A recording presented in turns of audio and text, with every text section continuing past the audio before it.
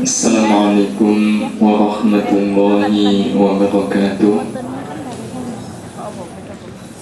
Ibu-ibu dan bapak-bapak sekalian, juga saudara dan saudari, ikhwan wa akhwati fiddin, a'azakumullah.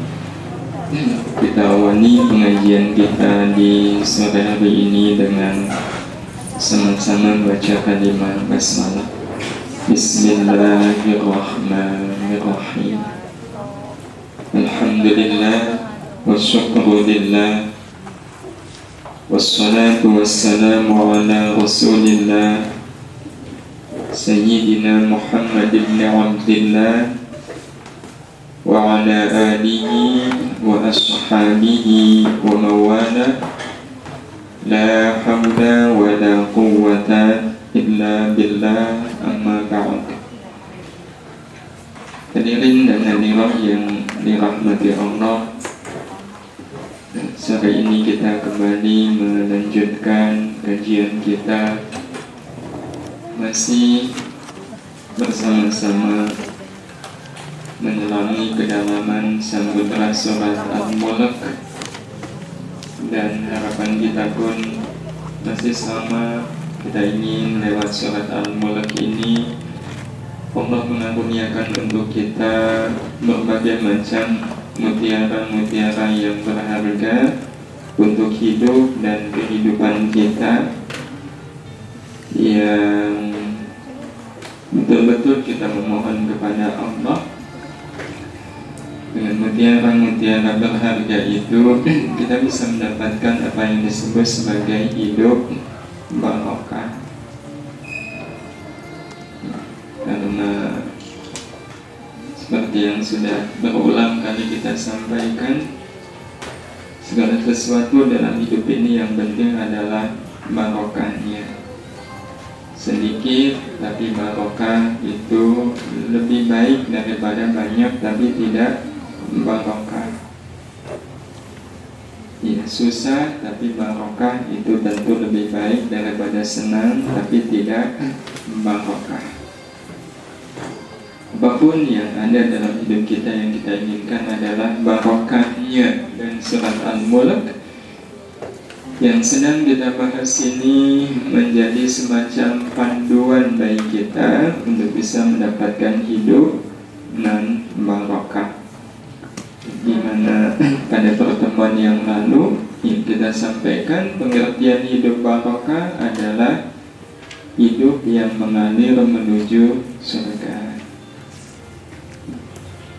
Itu inti hakikat dari hidup yang barokah, mengalir menuju surga.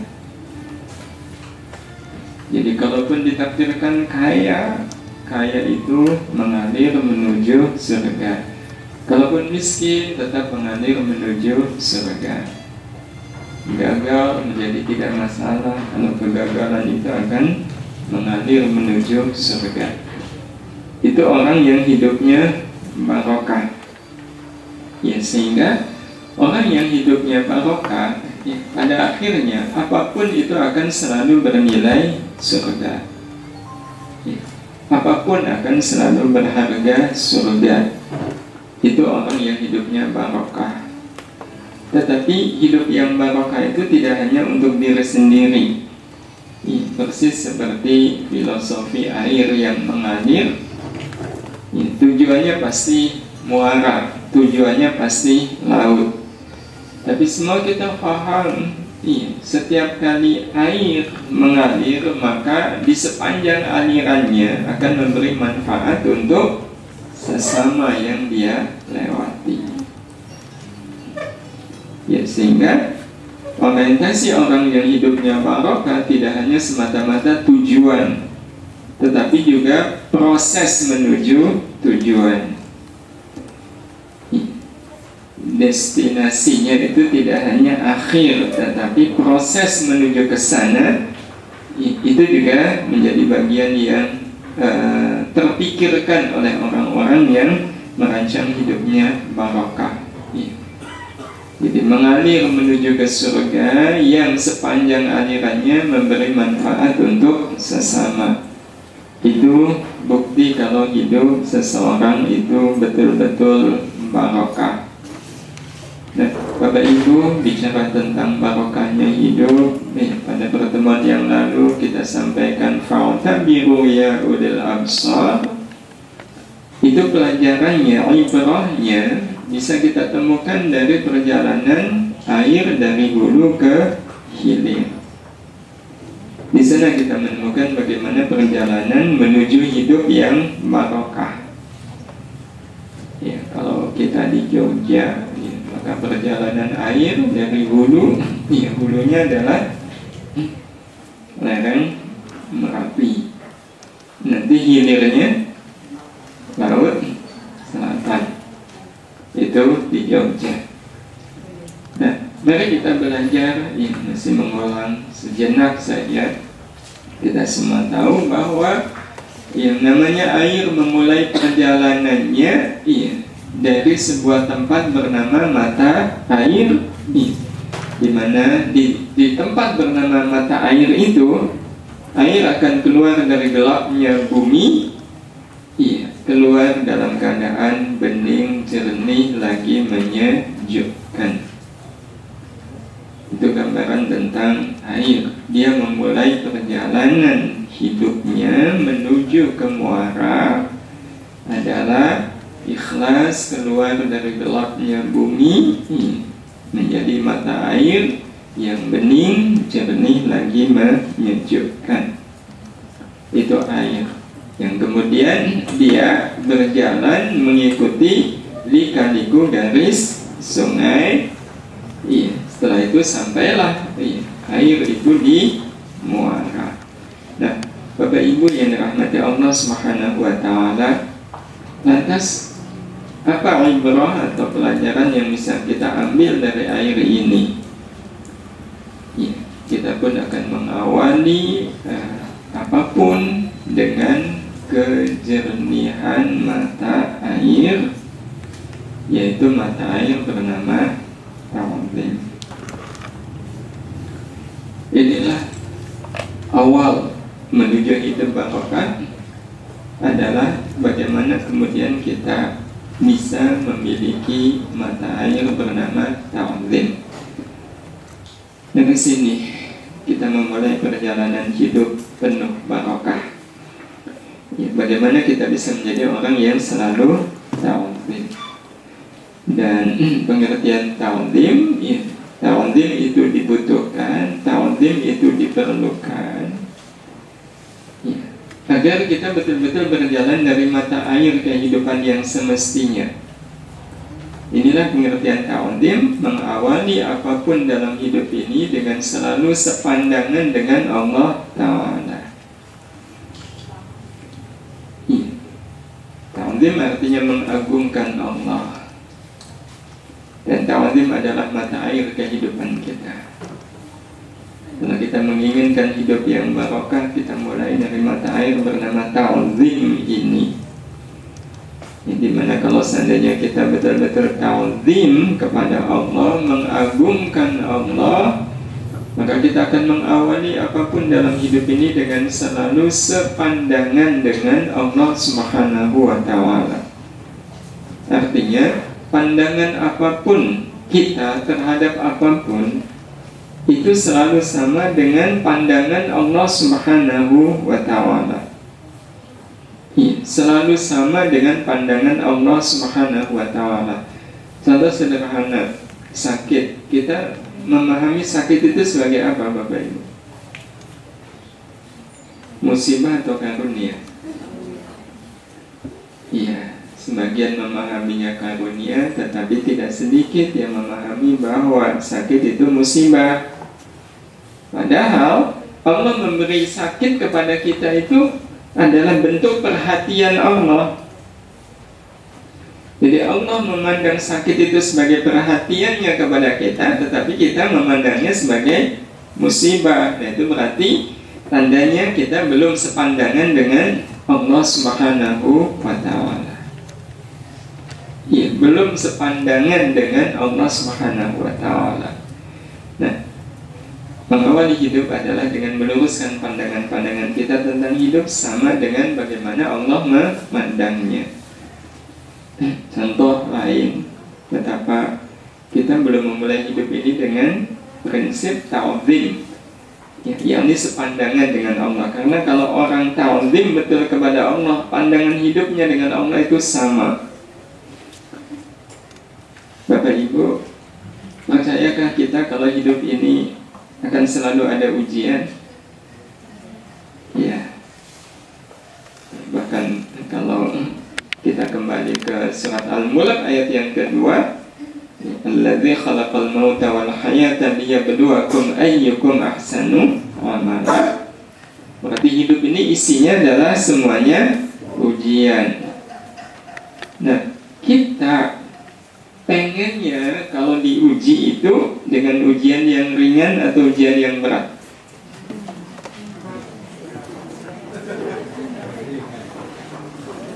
Pengennya kalaulah sakit itu sakitnya yang berat atau yang ringan? Yang ringan. Iya, kalau bisa sih ujiannya yang enak.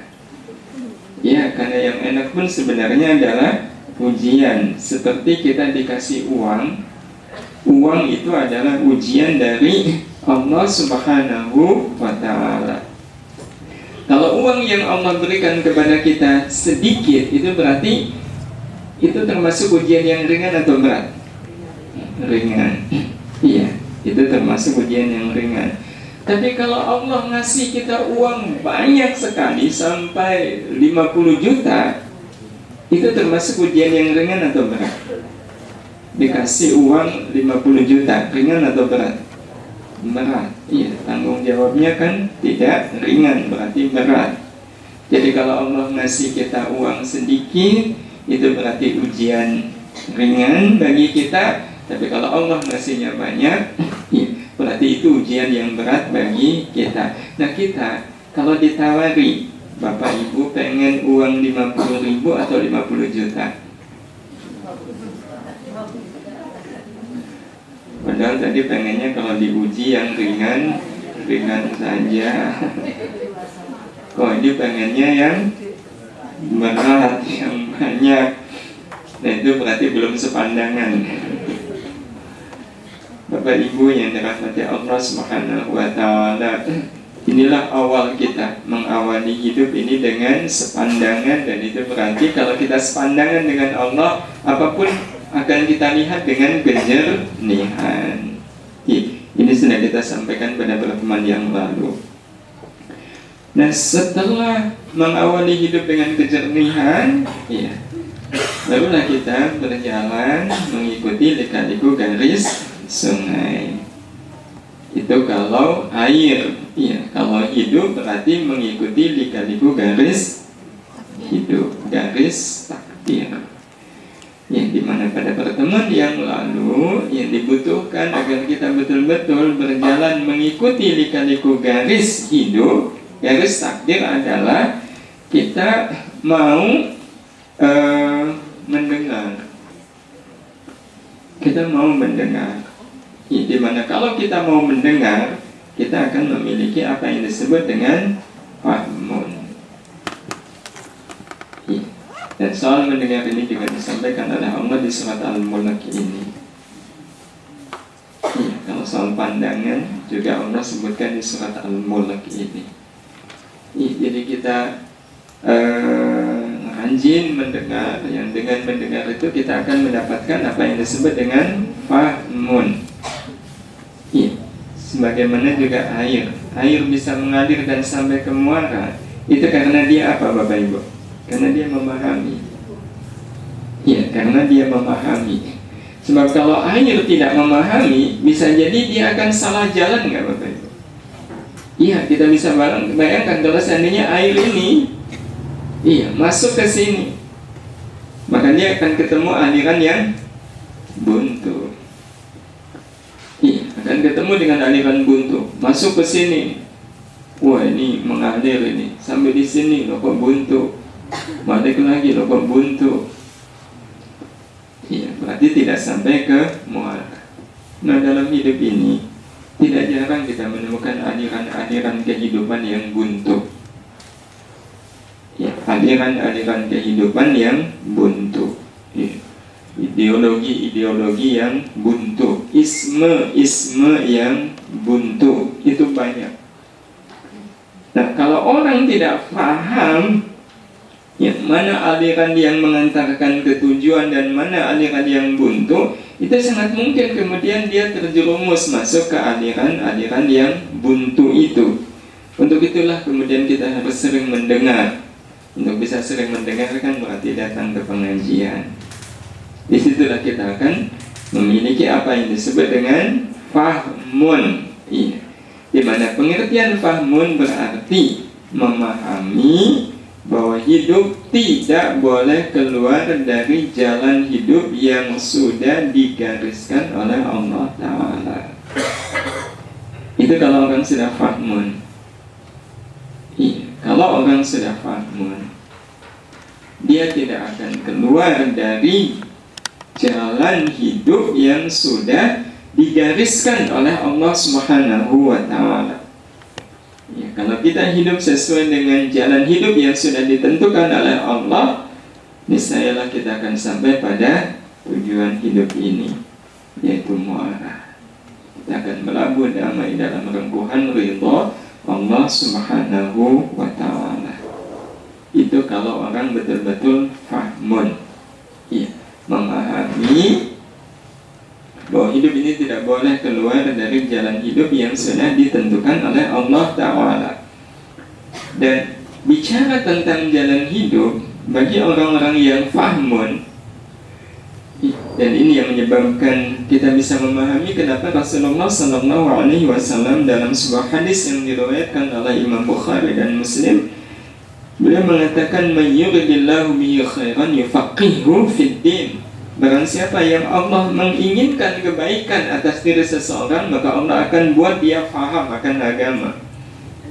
Dan bukankah agama itu adalah jalan hidup? Jadi kalau orang paham jalan hidup, insya Allah agamanya baik. Ya. Nah, bicara tentang jalan hidup, Bapak Ibu, maka kita menemukan ada dua macam jalan hidup. Ya. Di mana dua macam jalan hidup ini jalannya beriringan. Ya, jalannya beriringan.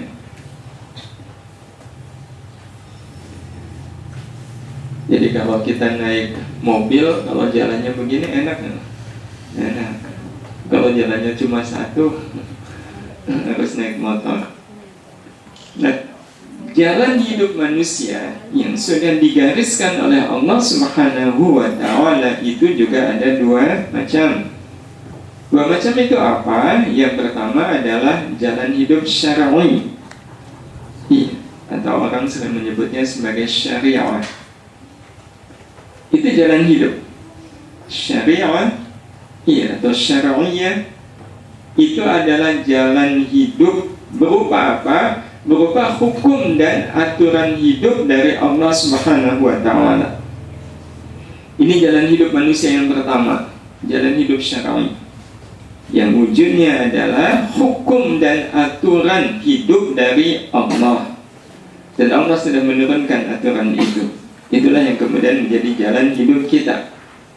Ya, anak-anak muda sering menyebut Al-Quran is why, jalan hidup. Iya, Al-Quran dusturuna. Quran adalah undang-undang hidup kami, aturan hidup kami. Nah, itu jalan hidup yang pertama, namanya syar'i atau syariah. Nah, ada jalan hidup satu lagi yang ini juga digariskan oleh Allah Subhanahu wa Ta'ala selain jalan hidup syar'i, yaitu jalan hidup kauni. Iya, jalan hidup kauni berupa takdir duniawi yang telah ditentukan oleh Allah Ta'ala. Ya, takdir duniawi yang telah ditentukan oleh Allah Subhanahu wa Ta'ala. Ya, takdir duniawi itu artinya takdir yang dirasakan dalam hidup di dunia, ya, dan sebenarnya tidak akan ada pertanggungjawabannya nanti di akhirat. Iya, itu namanya takdir duniawi. Iya.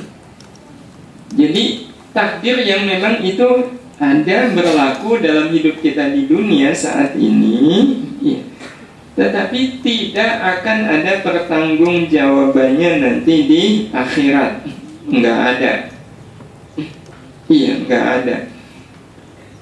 Semisal, iya, takdir terlahir sebagai wanita, takdir terlahir sebagai laki-laki, atau terlahir dari orang tua kita. Wah, misalnya anak muda kamu sih enak ya. Memang kenapa anaknya orang kaya, saya anaknya orang miskin. Kamu anaknya kiai, saya bukan anaknya kiai, anaknya preman. Ya, bapak saya begini, ibu saya begini, sementara bapak ibu kamu lain. Itu takdir duniawi. Itu tidak akan ada pertanggungjawabannya nanti di akhirat. Orang ditakdirkan miskin, apa kemudian nanti di akhirat ditanya, kenapa kamu kok miskin? Iya. Kemudian ada orang kaya, kenapa kok kamu kaya? Itu tidak dimintai pertanggungjawaban. Baru pertanggungjawabannya adalah kaya untuk apa, miskin kemudian bagaimana. Itu yang akan dimintai pertanggungjawaban. Nah, Bapak Ibu yang dirahmati Allah, inilah dua jalan hidup yang pasti akan ada dalam kehidupan kita. Terus, wujud kita memahami apa? Wujud kita memahami dua jalan hidup ini. Yang pertama, kalau jalan hidupnya berupa jalan hidup syar'i, ya, bukti kita memahami adalah kita memilih sikap tunduk. Ya, tunduk terhadap jalan hidup syar'i. Tunduk. Kalau memang yang Allah inginkan seperti itu, saya tunduk. Ucapan yang lazim dan dikenalkan oleh Allah Subhanahu wa ta'ala terhadap jalan hidup syar'i ini adalah sikap kita hanya bisa mengatakan sami'na wa ata'na. Kami dengar dan kami tunduk. Itu sikap kita. Tidak ada pilihan yang lain kecuali tunduk sesegera mungkin. Artinya kalau orang, ya saya mau tunduk tapi ya jangan sekarang lah. Terus kapan? Nanti kalau udah tua. Nah, itu berarti tandanya belum mau tunduk. Ini terhadap jalan hidup syar'i. Sementara kalau terhadap jalan hidup kauni, sikap kita adalah ya udah pasrah, menerima. Iya, pasrah aja. Karena memang ini sudah menjadi garis hidup saya. Ini sudah menjadi jalan hidup saya. Karena jalan hidup ya saya akan menjalani. Inilah dua macam hidup dan ini pula lah sikap yang diambil oleh orang-orang yang memahami. Jadi kalau ada orang yang dalam hidup ini nggak mau tunduk, nggak mau pasrah, itu tandanya dia belum memahami. Iya, tandanya dia belum memahami. Ibarat air itu belum mau masuk ke aliran sungai yang bisa mengantarkan dia ke muara. Itu kalau air. Iya. Jadi sungai kehidupan kita adalah ketundukan dan kepasrahan kita kepada Allah Subhanahu wa ta'ala. Inilah yang pada akhirnya kemudian kita mengenal istilah hidup mengalir. Boleh nggak kita hidup mengalir, Bapak Ibu?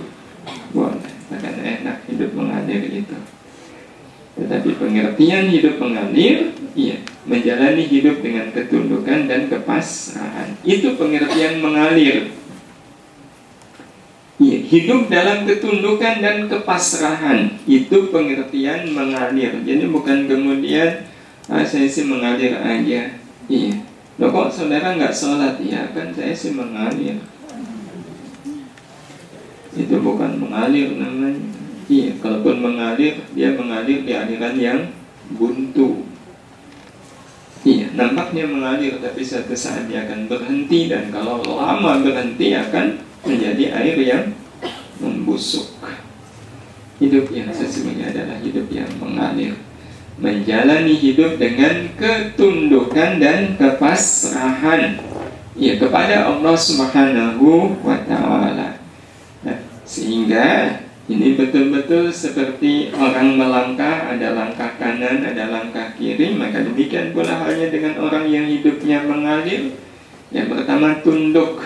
Yang pengertian tunduk berarti mematuhi, menjalani. Itu prinsip dalam ketundukan. Mematuhi, menjalani. Kalau kata Allah lakukan, kita lakukan. Kalau Allah melarang, kita pun menjauhi. Itu berarti tunduk. Dan sederhana pengertian tunduk, mematuhi dan menjalani. Dan bagaimana dengan pasrah? Nah, kalau pasrah memiliki makna menerima, tidak melawan. Itu pasrah namanya. Menerima, tidak melawan. Orang yang hidupnya pasrah, dia akan mengalir. Dia akan mengalir, dan insya Allah akan sampai ke muara. Tapi kalau tidak mau menerima, bahkan dia melawan, maka besar kemungkinan dia akan tenggelam dalam hidup. Orang yang dalam hidup ini tidak memiliki sikap pasrah. Segala sesuatu itu ditolak. Berarti ini bicara soal takdir. Tidak mau menerima takdir, bahkan melawan takdir. Itu orang-orang yang besar kemungkinan dalam hidup ini dia akan tenggelam. Dan contohnya banyak. Air pun mengajarkan kepada kita tentang kepasrahan yang memiliki makna menerima, tidak melawan. Ada orang kejebur masuk sungai, dalam keadaan dia tidak bisa berenang. Apa yang kemudian dilakukan oleh orang tadi?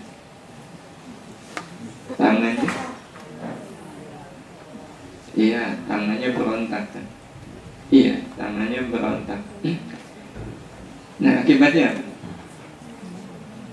Akibatnya dia tenggelam. Betul kan? Karena nggak bisa berenang. Kalaupun dia berenang juga gayanya gaya apa? Gaya batu, nggak pakai teori.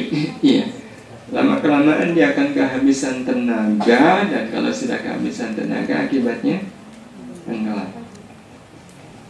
Dan setelah tenggelam, beberapa saat kemudian dia akan mengapung. Betul nggak? Kenapa dia mengapung? Betul. Karena dia sudah tidak lagi melawan. Itu yang menyebabkan dia bisa mengapung. Andai saja dari awal orang yang kejebur sungai tadi tidak melawan, betul-betul tidak melawan, apa yang kemudian terjadi? Dia dari awal sudah mengapung. Sama mengapungnya, tapi kan beda. Kalau orang pertama dia juga mengapung, tetapi dia harus membayar. Dia bisa mengapung itu dia harus bayar, dan bayarannya mahal. Apa? Nyawa. Tapi kalau orang pertama, dia masih bernyawa. Kenapa? Karena tidak melawan. Itu pengertian pasrah. Bagaimana takdir itu tidak dilawan. Karena memang takdir itu memang karena takdir itu memang sudah menjadi garis hidup dari Allah Subhanahu wa Ta'ala. Sudah garis hidup. Pagi-pagi kok sudah dimarahi suami, Bu, semisal itu namanya kalau sudah kadung dimarahi begitu takdir, bukan?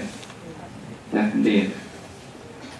Bayangkan kalau kemudian istrinya melawan, apa yang terjadi? Ramai kan? Ramai. Dan kalau ramai akhirnya sama-sama apa? Sama-sama stres. Tapi kalau dimarahi tidak melawan, dimarahi tapi tidak melawan. Hasilnya bagus nggak? Bagus. Ya. Dimarahi, gimana sih pagi-pagi kok belum ada baju? Oke, karena punten.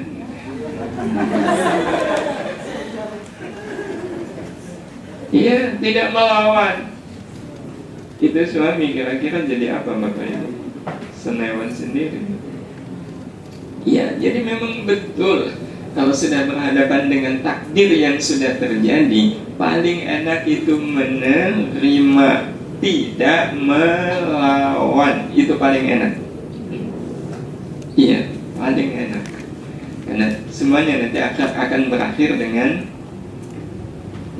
happy. Iya. Dan bicara tentang tidak melawan ini, Bapak Ibu yang dirahmati Allah Subhanahu wa ta'ala, diajarkan oleh guru kita. Guru yang kalau seandainya perjalanan hidup kita ini istiqomah mengalir, kita akan ketemu dengan beliau di sana. Siapa itu? Laut. Ya. Kan kita hidup ibarat air mengalir kan sampai ke muara. Kita sekarang sudah bertemu belum dengan guru bernama laut ini? Belum, tapi sebenarnya pelajarannya sudah nyampe kepada kita, meskipun kita belum sampai ke laut. Ya, mari kita belajar dari sang guru bernama laut ini, Bapak Ibu. Laut mengajari kita untuk mau menjalani hidup ini dengan tunduk dan pasrah. Iya. Laut mengajari kita untuk mau menjalani hidup ini dengan tunduk dan pasrah. Tunduk itu berarti nggak pakai protes ya. Tunduk ya tunduk, betul-betul sami'na wa ata'na. Dan sekali lagi laut mengajarkan kepada kita, karena untuk laut juga diberlakukan dua jalan hidup. Jalan hidup syar'i dan jalan hidup kauni. Iya. Kalau jalan hidup syar'i, iya, berarti syariat untuk laut, iya, syariat untuk laut itu kan berarti hukum dan aturan Allah yang diberlakukan untuk laut. Iya. Untuk laut Allah punya hukum tersendiri. Untuk laut Allah punya aturan tersendiri yang ternyata tidak sama dengan aturan dan hukum yang Allah berlakukan untuk daratan. Iya, tidak sama. Di mana letak tidak samanya? Mari kita lihat Bapak Ibu. Kita bisa lihat ini beda lautan dengan daratan. Dari gambar ini, kira-kira kita bisa temukan apa bedanya? Ini bedanya. Allah mengizinkan daratan menumbuhkan pepohonan. Betul nggak Bapak Ibu? Ya, daratan menumbuhkan pepohonan itu atas izin siapa? Allah. Allah memang mengatur begitu daratan, kalau kamu mau menumbuhkan pepohonan silahkan, boleh. Iya, silahkan. Maka akhirnya daratan menumbuhkan apa Bapak Ibu? Pepohonan. Itu aturan yang Allah tetapkan untuk daratan. Tetapi aturan untuk laut, tumbuh nggak pepohonan di atas laut? Tidak. Memang itu sudah menjadi ketetapan Allah. Laut, kalau kamu nggak usah ya, kamu nggak boleh menumbuhkan pepohonan. Iya, sehingga kalau kita lihat laut betul-betul tanpa pohon, tanpa tumbuhan. Laut menerima nggak Bapak Ibu? Menerima. Laut tunduk pada keputusan Allah Subhanahu wa ta'ala. Dan tidak hanya pepohonan, iya, tetapi juga Allah mengizinkan di atas daratan, iya, tumbuh berbagai macam bangunan. Tetapi di lautan, iya, tidak bisa ada rumah di atas lautan. Iya, tidak ada. Kalaupun ada, cuma kapal itu penumpang lewat aja. Iya, dan lagi-lagi daratan tunduk, lautan pun tunduk. tetapi ada akibat. Ya subhanallah, ini betul-betul sangat-sangat berharga pelajarannya. Karena daratan diizinkan menumbuhkan pepohonan, diizinkan menjadi tempat ditegakkannya bangunan, maka akibatnya bagi daratan apa Bapak Ibu? Cahaya matahari mengenai daratan secara langsung atau tidak? Tidak. Iya, tertutup oleh bangunan, tertutup oleh tumbuhan. Dan daratan itu kalau sudah terkena cahaya matahari secara langsung, kalau tidak tertutup oleh tumbuh-tumbuhan, tidak tertutup oleh bangunan, itu akibatnya tanahnya jadi apa? Kering, berdebu. Iya, tetapi karena ada tumbuh-tumbuhan, ada bangunan, cahaya matahari itu tidak mengenai langsung, tertutup, terhalangi. Dan itu menjadi garis takdir bagi daratan. Matahari tidak menyengat, ya, bagi daratan. Itu memang takdir Allah Subhanahu wa ta'ala untuk daratan. Tapi bagaimana dengan lautan Bapak Ibu? Karena tidak tumbuh pepohonan, akibatnya apa? Akibatnya cahaya matahari mengenai dia secara langsung. Ya, dan itu terasa enak nggak Bapak Ibu? Itu memang takdir dari Allah untuk ya. Nah, apa akibatnya? Akibatnya laut menguap. Iya.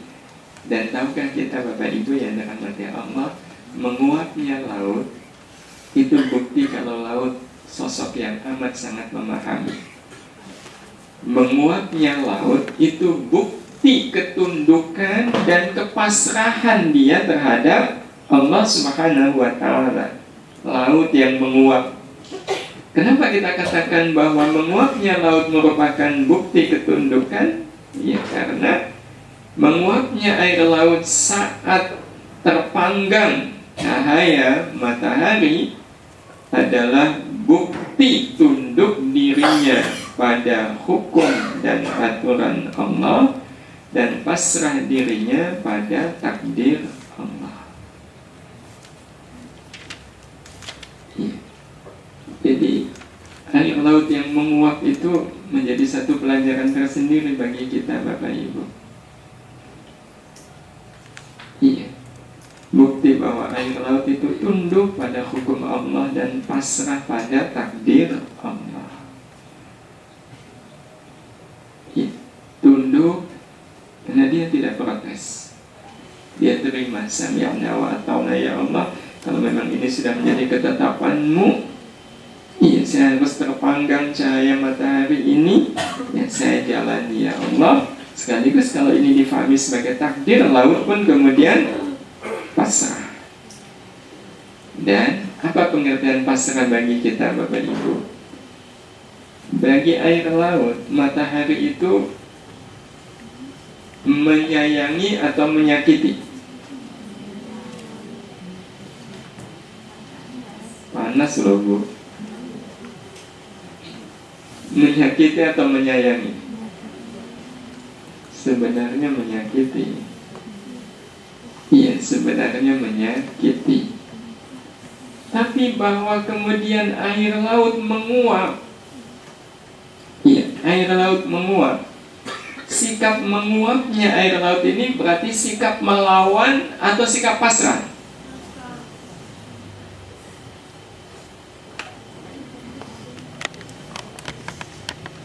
Dia kalau menguap itu berarti naik atau turun? Naik. Apakah dia naik itu untuk kemudian beramai-ramai mendekati matahari dan kemudian membalas, kurang ajar kamu matahari, kita keroyok aja, uap air naik ke atas, kemudian mereka berkelahi dengan matahari sampai kemudian matahari babak belur? Tidak. Tetapi dia ke atas itu untuk mendekati. Iya, kalau naik ke atas kan berarti dengan mataharinya semakin dekat. Nah, kalau semakin dekat itu logikanya, iya, Air laut yang berubah jadi uap itu akan semakin merasakan panasnya matahari atau tidak semakin merasakan panasnya matahari? Logikanya kan semakin merasakan sengatan cahaya matahari. Iya. Kita bisa bayangkan kalau seandainya ya, karena kalau naik ke atas kan berarti semakin dekat dengan matahari. Kita bisa bayangkan kalau seandainya matahari turun ke bumi, mendekat ke bumi dengan jarak 2,5 kilo, itu apa akibatnya bagi bumi, Bapak Ibu? Terasa panas. Iya, kalau yang mendekat adalah matahari.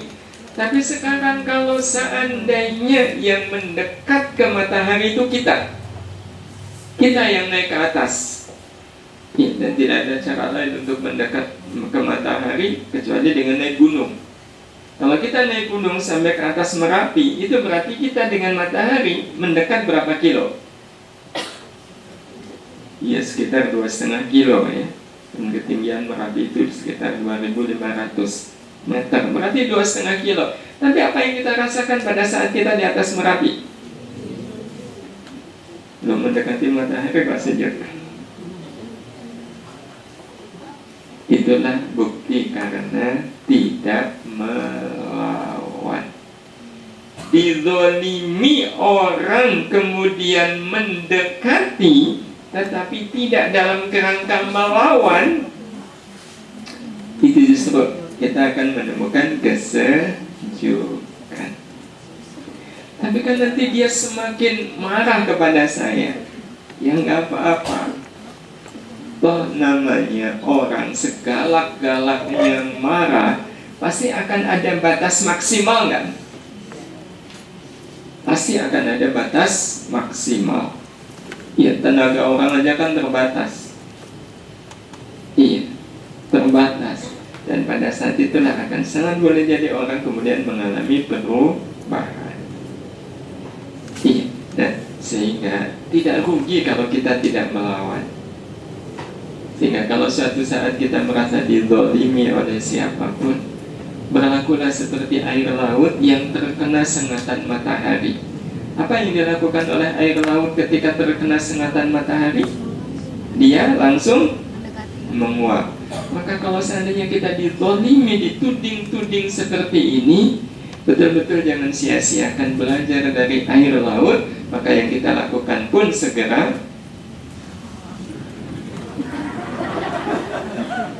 menguap. Kalau kita dihina, kita menguap, berarti kita dengan orang yang menghina itu menjauh atau mendekat? Menjauh atau mendekat? Mendekat. Iya, mendekat. Kenapa? Karena menguap itu memiliki makna. Apa maknanya? Ekspresi ridho dan ringan menghadapi masalah. Ya, kalau orang dibilang itu, Pak, rumah Bapak kebakaran, masih sempat menguap. Masih sempat menguap. Itu artinya rumah kebakaran sebuah persoalan yang besar, bukan? Masih sempat menguap, Pak.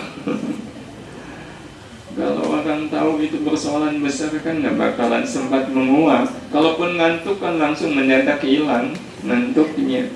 Nggak sempat menguap, tapi kalau masih sempat menguap, nah itu sebuah ekspresi, itu bukan persoalan yang berat. Dan tahukah kita bisa menerima, iya, yang kemudian kita tidak melawan. Itu syaratnya apa, Bapak Ibu? Syaratnya saya merasa bahwa apa yang sedang saya hadapi ini bukan persoalan yang sangat besar. Itu yang menyebabkan orang tidak perlu merasa harus melawan. Sikap melawan itu karena kita merasa bahwa persoalan yang saya hadapi ini sangat besar. Padahal kalau persoalannya sangat besar, bukankah dilawan juga malah menjadi masalah? Maka akan lebih enak kalau seandainya apapun masalahnya kita anggap kecil. Karena tidak ada masalah yang Allah berikan kepada kita yang itu di luar kemampuan kita. Iya, di luar kemampuan kita. Bapak Ibu yang dirahmati Allah Subhanahu wa Ta'ala, paling enak hidup itu menguap. Menguap adalah bukti memahami hidup. Bahwa persoalan yang saya hadapi ini persoalan yang tidak berat. Kalaupun berat, masih ada yang persoalannya lebih berat. Dihina oleh anak kecil, apa kemudian kita harus menghadapinya sebagai sebuah masalah yang berat? Enggak. Iya, enggak. Anak kecil. Apa kemudian kita melawan? Enggak. Tidak akan melawan. Kenapa? Ini anak kecil. Dan bukankah dalam hidup ini tidak ada yang besar kecuali urusan yang ada kaitannya dengan Allah Subhanahu wa Ta'ala. Kalau tidak ada kaitannya dengan Allah, itu sesuatu yang kecil. Nah, kalaupun kita tidak boleh menguap, itu menguap karena mengantuk. Nah, itu yang tak boleh. Karena itu Nabi menyuruh kita, kalau kita ngantuk kemudian menguap, tahan, jangan sampai menguap. Nggak boleh. Ini ditahan, diampet. Jadi menguapnya itu enggak. Iya, karena menguap itu bisa menjadi jalan masuknya syaitan. Iya, diampet. Jadi menguapnya kalau ada masalah itu. Iya, menguap aja, menguap. Pak, motornya hilang. Menguap. Enak rasanya hidup ini. Iya, karena memang laut juga tidak pernah mengajarkan kita untuk menguap. Iya, karena ingin tidur. Kita biasanya menguap kalau kapan, Bapak Ibu? Kalau malam kan. Sementara laut kalau malam apakah dia menguap? Enggak pernah ada air laut malam-malam menguap, itu enggak ada. Iya, air laut itu menguap kalau siang. Maka kita lebih banyak beramal justru di malam hari, beramal untuk akhirat kita. Dan Bapak Ibu yang dirahmati Allah Subhanahu wa Ta'ala, kalau kita sudah paham, kita enak untuk melakukan tahap berikutnya, yaitu ikhtiyarun. Kalau orang paham, dia akan tahu mana yang baik dan mana yang lebih baik. Dan kecenderungan kita pasti akan berusaha memilih yang lebih baik. Tetapi pada prakteknya, kita sering dihadapkan pada kenyataan, iya, menurut saya ini lebih baik, tapi saya memilih yang lain. Iya, sehingga kemudian dibutuhkan apa yang disebut dengan apa, Bapak Ibu? I'tiraf. Iya, yaitu mengakui bahwa selama ini saya belum sekali lagi belum memilih yang terbaik untuk akhirat saya.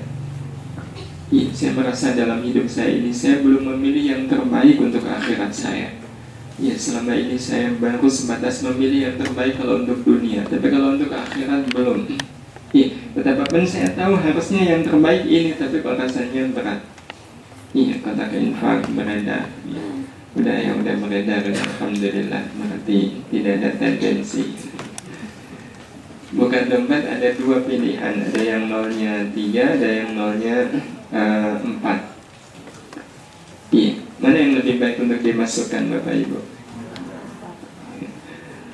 Bukankah kalau kita paham kan yang nolnya 4, tapi begitu ada yang nolnya 3, alhamdulillah, untung tadi saya tidak dipungutin uang parkir gitu. Wah, kalau tadi uang parkirnya diambil ya, wah, ini satunya udah, ini keluar dari dompet. Jadi itu berarti kita belum berpikir. Padahal kalau kita berpikir, jelas mengeluarkan yang lebih banyak, pahalanya lebih banyak. Ini yang kemudian kita harus mengakui. Nah, kalau kemudian mendengar, berpikir, dan i'tiraf ini, seperti yang Allah sebutkan di surat Al-Mulk yang sedang kita bahas, betul-betul kita jalani, akhirnya hidup ini akan mengantarkan kita seperti air sampai pula di muaranya, yaitu melabuh damai dalam rengkuhan lapangnya laut. Itu kalau air. Tetapi kalau kita berarti melabuh damai dalam rengkuhan ridha Allah Subhanahu wa Ta'ala, yang diwujudkan dengan munculnya 4 perasaan yang betul-betul menyelimuti hati kita, yaitu perasaan khasyah, maghfirah, muraqabah dan uns. Iya. Yang pertama khasyah. Iya, khasyah yang sering disebut sebagai takut. Iya, takut itu menyebabkan orang berguncang nggak Bapak Ibu? Kalau orang takut itu deg-degan nggak? Deg-degan ya. Nah, apakah khasyah juga menyebabkan orang bergelombang seperti ini, deg-degan seperti ini? Sebenarnya tidak. Iya, sebenarnya tidak. Iya, karena khasyah yang sering diartikan sebagai takut itu tidak seperti takutnya kita ketemu anjing. Iya, itu bukan khasyah kalau orang takut ketemu anjing. Iya, sesungguhnya lah Allah sudah menyebutkannya di surat Al-Mulk, innal ladzina yakhshawna rabbahum bil ghaibi. Maaf kurang. Sesungguhnya orang-orang yang khasyah kepada Rabb mereka dalam keadaan Allah tidak kelihatan atau dalam keadaan dia sendirian, berarti memiliki khasyah. Ya, memiliki khasyah, rasa takut kepada Allah Subhanahu wa ta'ala. Kalau kita akan jumpai khasyah itu, iya, menenangkan. Khasyah adalah ketenangan. Sehingga kalau kita sudah melabuh damai dalam rengkuhan khasyah kepada Allah Subhanahu wa ta'ala, kita akan merasakan hidup ini betul-betul tenang, hidup ini betul-betul damai. Kenapa begitu? Mari kita bicara tentang rasa takut terlebih dahulu. Bapak, Ibu, dan teman-teman sekalian yang dirahmati Allah Subhanahu wa ta'ala, khasyah adalah rasa takut yang menggelayuti hidup karena sudah tidak ada lagi yang perlu ditakuti. Itu yang dimaksudkan dengan khasyah. Iya, rasa takut yang menggelayuti hidup karena sudah tidak ada lagi yang perlu ditakuti.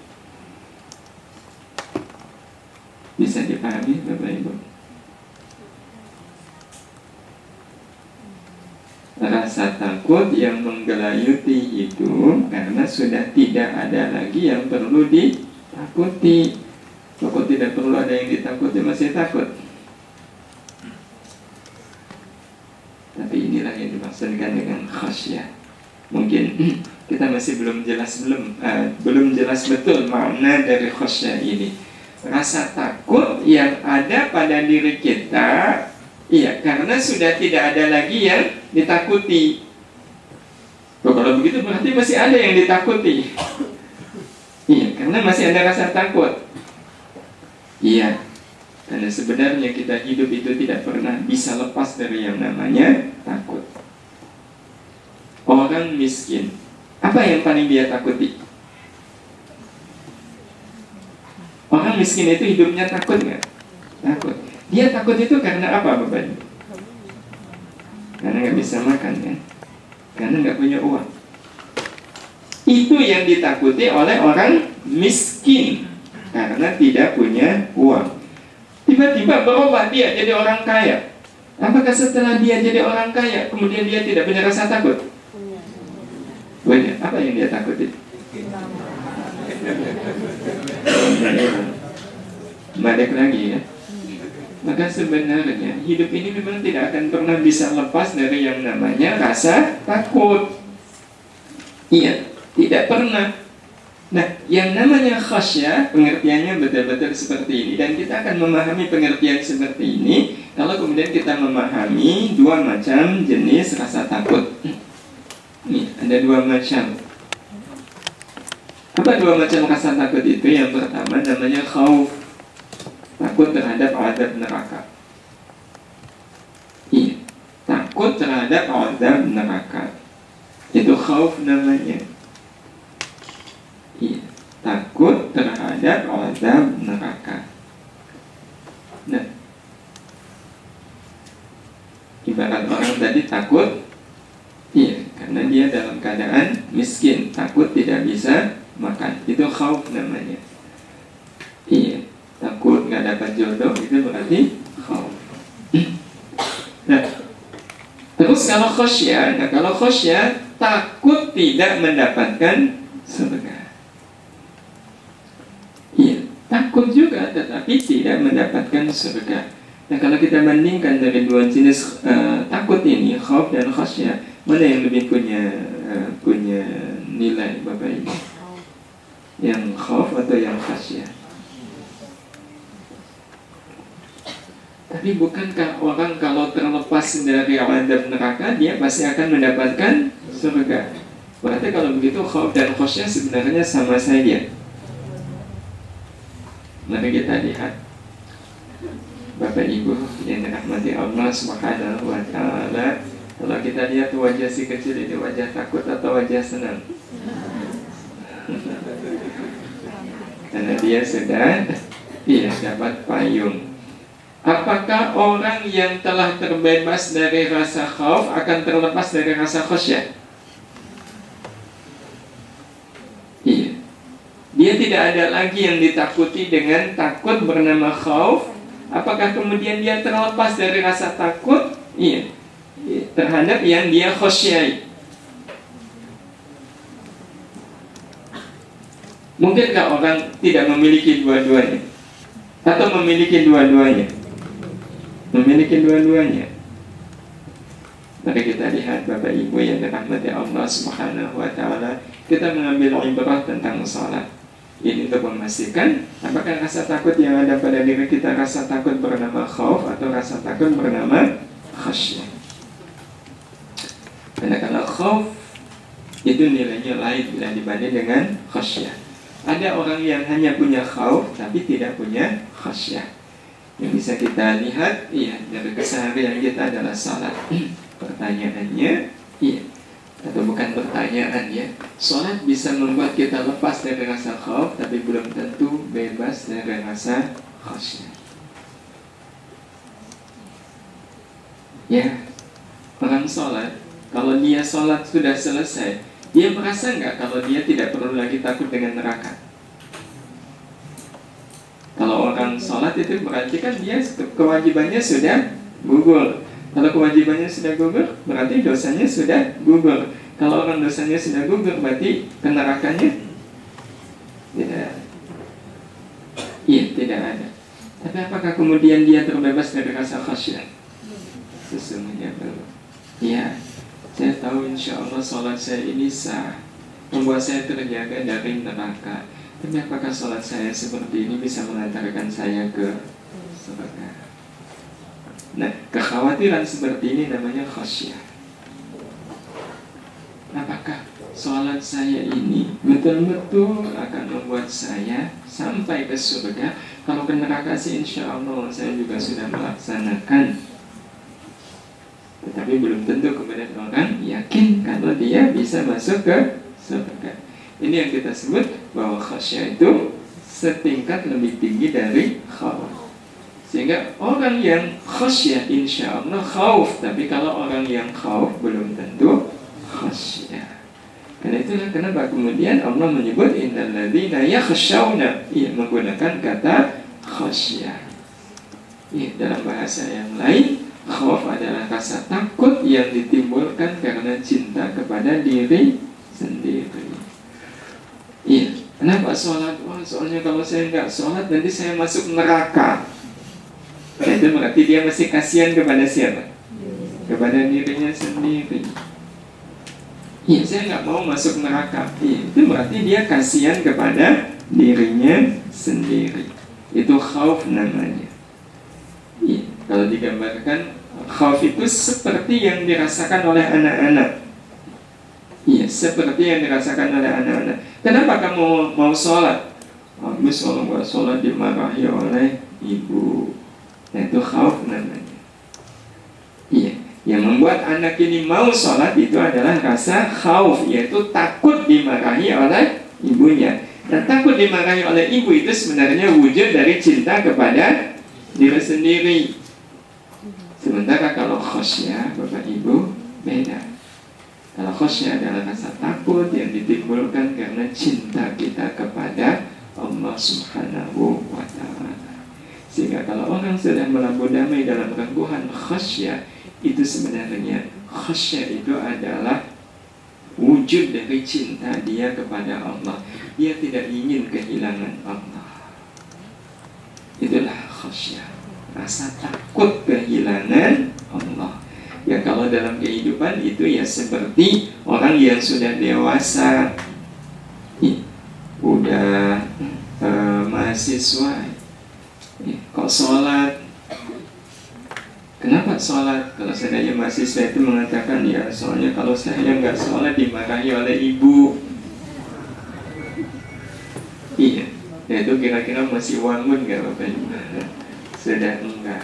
Iya, kalau ada mahasiswa yang ketika ditanya kenapa sholat, karena saya menginginkan orang tua ridho kepada saya.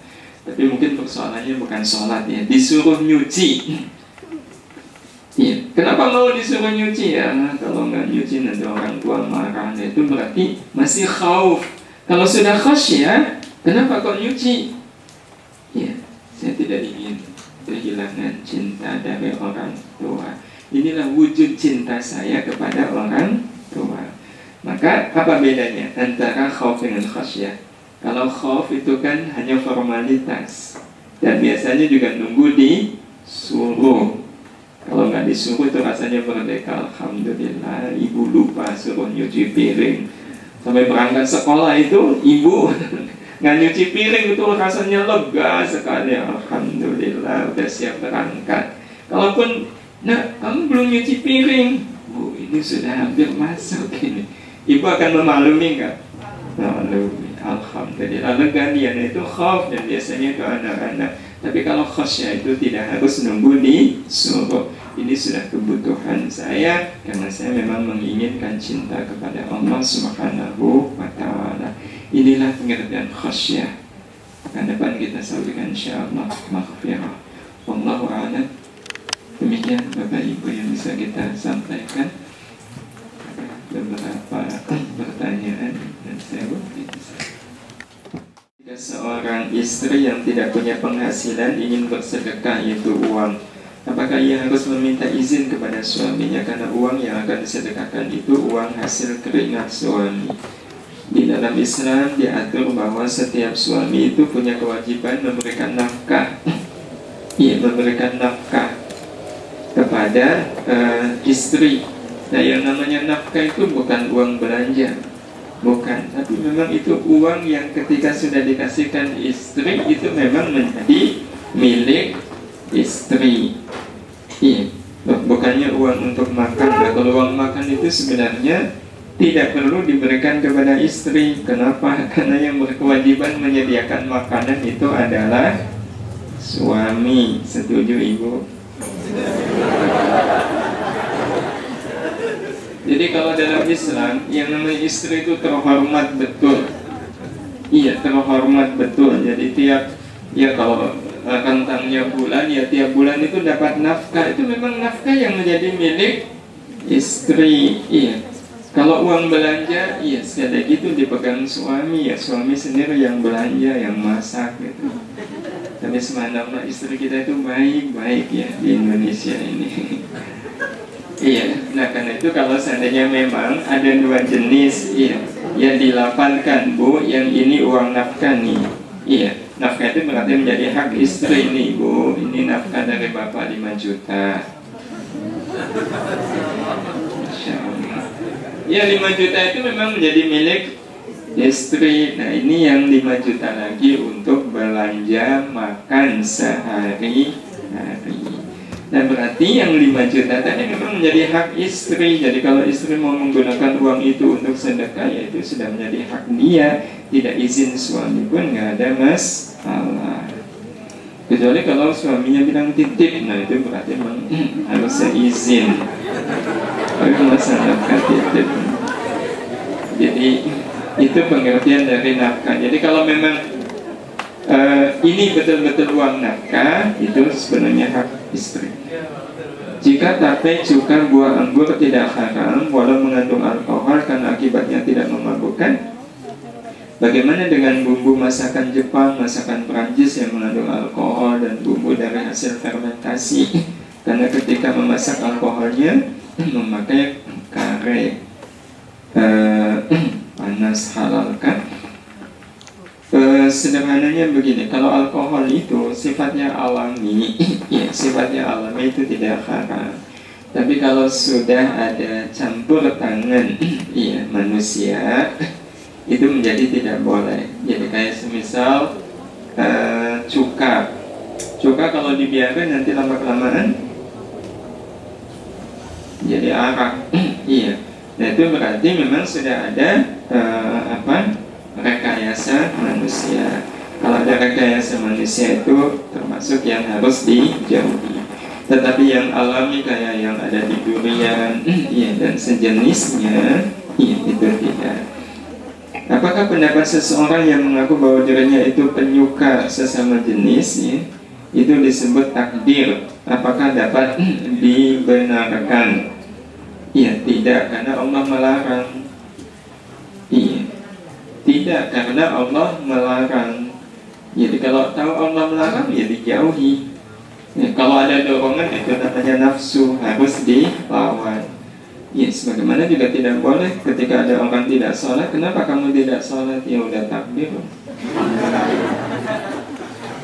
Iya.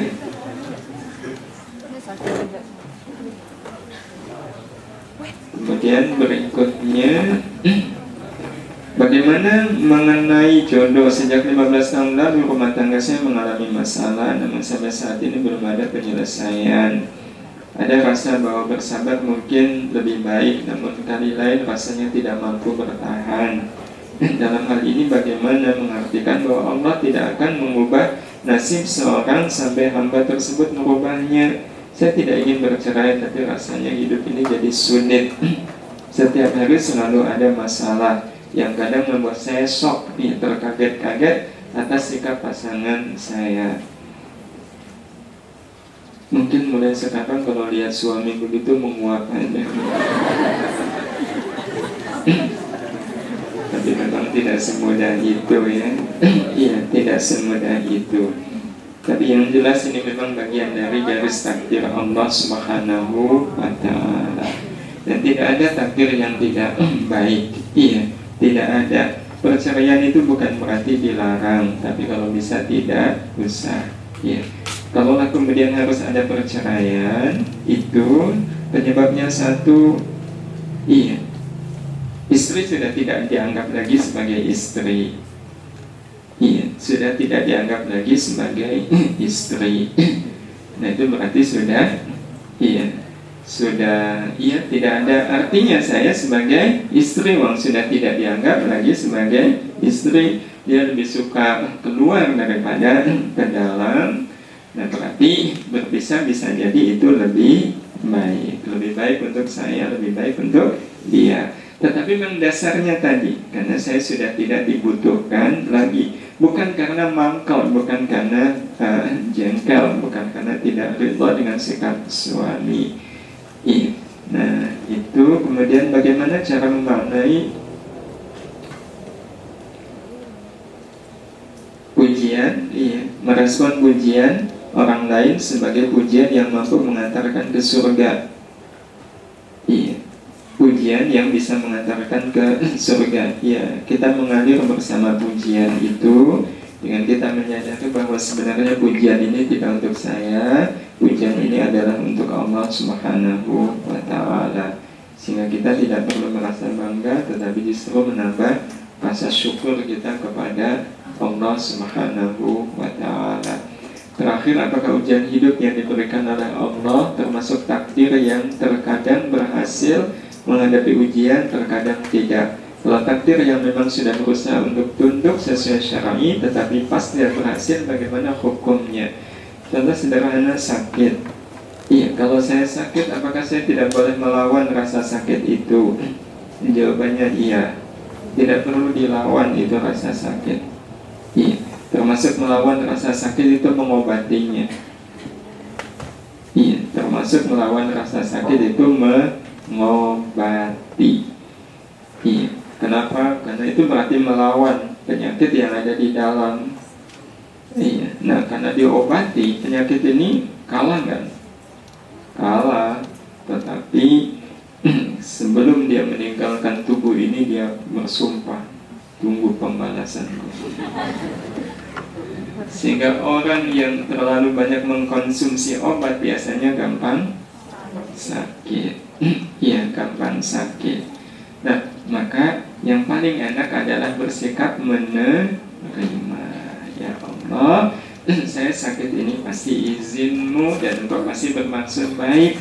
Saya rela, saya ikhlas, saya menerima. Itu penyakit yang ada di dalam merasakan lain. Kok nggak manis ya, sebagaimana kalau saya menyerang tubuh yang lain.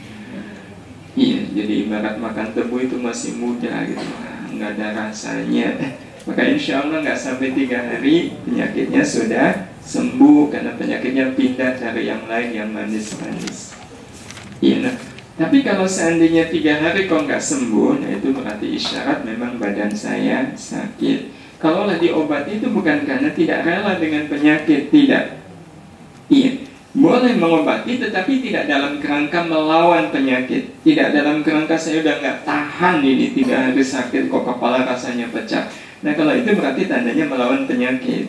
Tetapi kita mengobati dengan niat, karena saya sakit ini membuat saya tidak bisa mengajar, membuat saya tidak bisa menolong orang lain, membuat saya tidak bisa membaca Quran dengan baik ya, bacaan Quran saya juga sedikit, padahal saya ingin beramal lebih banyak. Ya Allah, izinkan saya sembuh.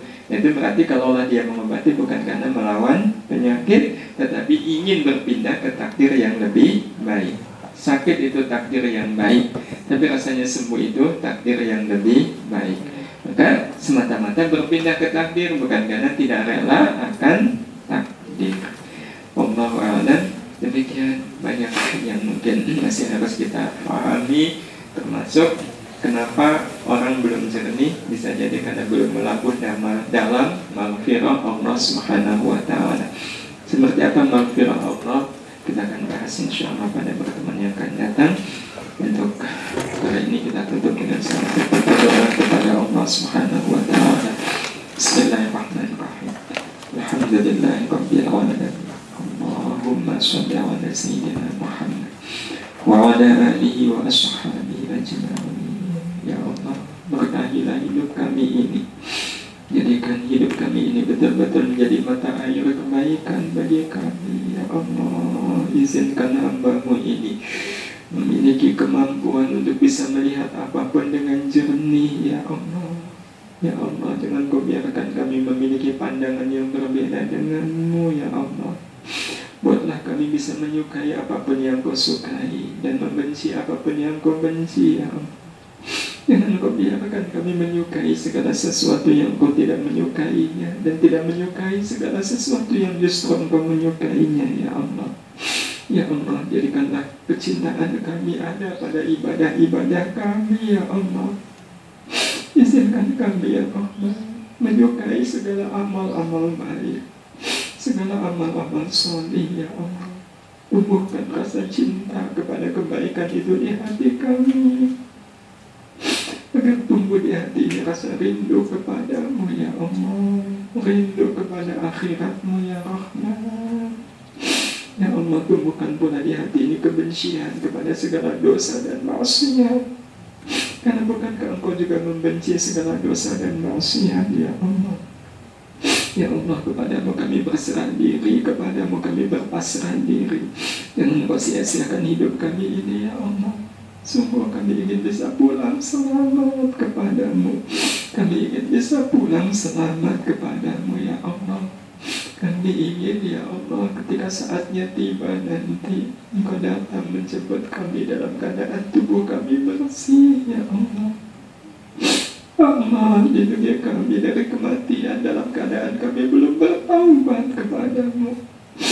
Biarkan ya Allah dikala ajal datang merenggut dalam keadaan kami sudah bertaubat kepadamu. Ya Allah, dalam keadaan orang-orang yang kami sakiti sudah memaafkan kami. Ya Allah, ya Allah, ya Rahman, muliakan dunia kami, muliakan pula akhirat kami. Utarakan kemuliaan itu ya Allah di dunia ini, di akhirat nanti. Dengan Kau izinkan kami bisa bertemu kembali di akhirat nanti ya Allah, dan jadikan surga menjadi sebaik-baik tempat pertemuan kami. khususnya tempat pertemuan kami dengan anak-anak kami, ya Allah. Izinkan kami bisa berjumpa kembali dengan anak-anak kami semuanya di surga nanti, ya Karim. Birahmatika ya arhamar rahimin. Rabbana la tuzigh qulubana ba'da idh hadaitana wa hab lana min ladunka rahmah innaka antal wahhab. Rabbana atina fid dunya hasanah wa fil akhirati hasanah wa qina adzaban nar wa qina adzaban nar wa qina adzaban nar. Sallallahu ala sayyidina Muhammad wa ala alihi wa sahbihi ajma'in. Alhamdulillahi rabbil alamin. Mudah-mudahan Allah mengabulkan doa-doa kita semuanya. Mohon maaf atas segala khilaf dan terima kasih atas segala kebaikan Bapak Ibu dan teman-teman semua. Sekali lagi mohon maaf kita akhiri. Subhanakallahumma wa bihamdika asyhadu an la